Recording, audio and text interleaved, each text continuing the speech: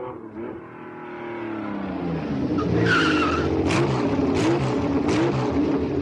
this is Tom Sovich with Hawk Performance. A couple things right off the bat before we get started. If this is your first brake job, please do not try to attempt it yourself just based on our instructions here. Either go to a professional mechanic to have the installation done, or at the very least, get a professional repair manual that'll take you through very detailed step-by-step instructions to make sure everything is done safely. What we want to accomplish in this video is, number one, talk to you about pad selection, and number two, cover a few very important but overlooked steps that sometimes people leave out during a brake job that can affect performance. Okay, let's go right to pad selection. Number one thing that all three of these compounds have in common is they all use high temperature resins, which means that under severe braking situations, maybe you're going up and down hills, really heating up your pads, all of these compounds will perform well at elevated temperatures.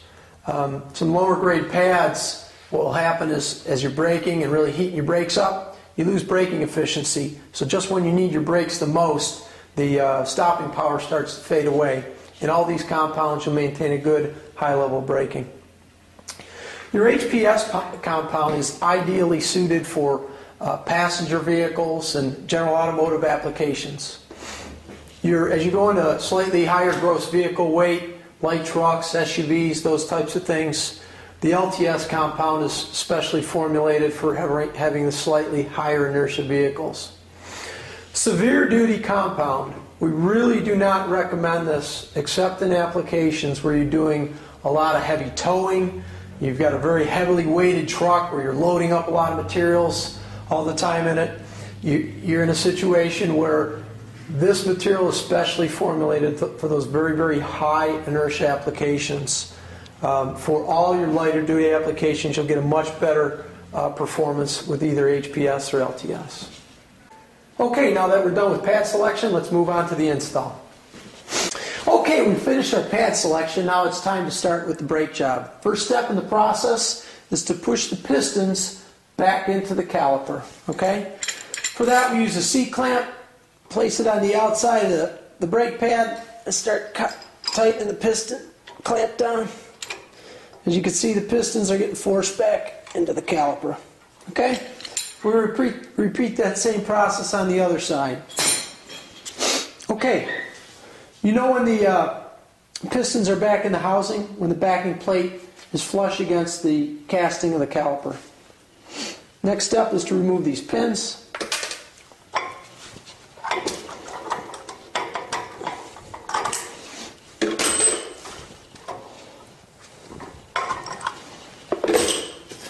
And we could quickly and easily remove the old brake pads.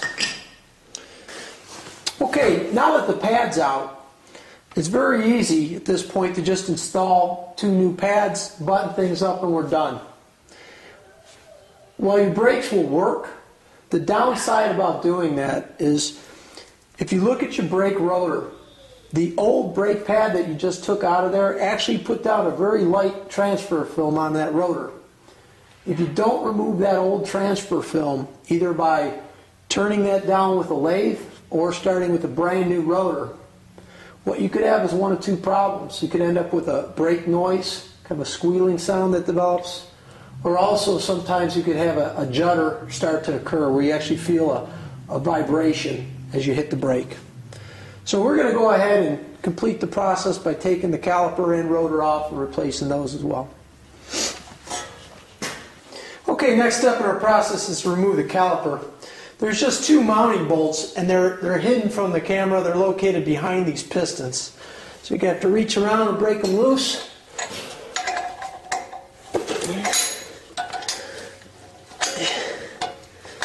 And once they're loose, you should be able to back them out by hand. Now, one thing I want you to notice is that once we get the bolts out, we're going to make sure we're supporting this caliper at all times. The reason for that is, see this rubber hose, this is our brake line coming down. We don't want to do anything that put any stress on that line to potentially tear it. So I'm holding the caliper. I've got my last bolt out. And pick the caliper up, take an old coat hanger, slide it right through our hole there, and find a member on the vehicle that we could tie it to take all that stress out of the line. Okay.